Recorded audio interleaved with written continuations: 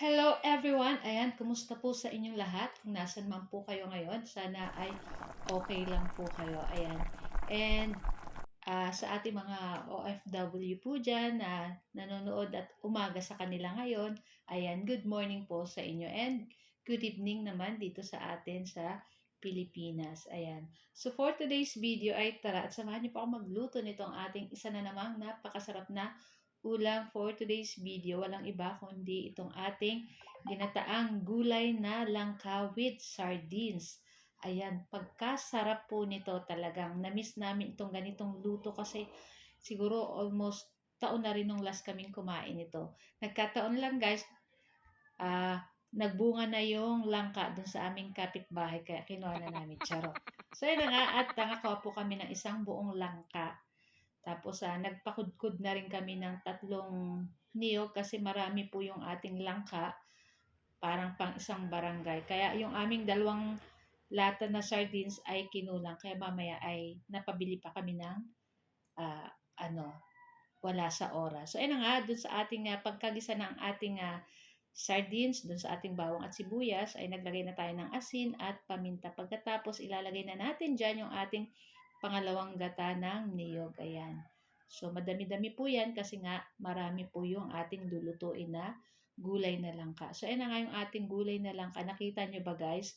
Aapaw na dun sa ating malaking kawali. Pero okay lang po yan. Siguro mga 3 days naming uulamin yan. Charot. Ayan. So lulutuin lang, tatakpan lang po natin iyan. Ayan. Tapos mamaya meron pa po yung unang gata ng niyog.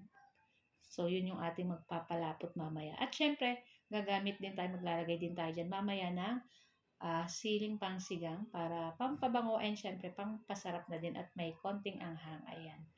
So, yun na nga at binuksan na natin at halu-haluin natin. So, yung ating langka na ano po is sobrang lambot po nito. Ibang klase siyang langka. Ayan. Tapos white talaga yung color niya. Tapos nilagay na natin pala dyan guys yung ating pinakaunang gata ng niyog. Makikita nyo medyo parang putla pa kasi nga sobrang dami. Kaya kulang yung ating sardinas dyan. So nagpabili pa ako ng isa. So bali 3 yung ginamit natin dyan sa isang malaking langka. Ayan. Tapos halu-haluin lang po natin iyan at lutuin pa natin ng mga ilang minuto pa. Pagkatapos, pwede na rin po nating patayin yung apoy at pwede na rin nating i-transfer yan sa ating plato or sa ating mangkok. So, yan nga, tikman muna natin kung tama na yung lasa at para sa akin, tama na po. So, nagdagdag po pala ako dyan ng konting asin pa kanina. Kasi nung kanina paglagay namin, medyo matabang pa. Ayan. So, nilagay na rin natin dyan yung ating 4 na pirasong siling pangsigang na color green. Ayan. Tapos, yan, patayin na natin at ilipat na po natin yan sa ating plato. So, ito lang po ang aming video today. At sana po ay nag-enjoy kayo. Huwag niyo po sanang kalimutan mag-like, comment, at pa-share po ng ating video.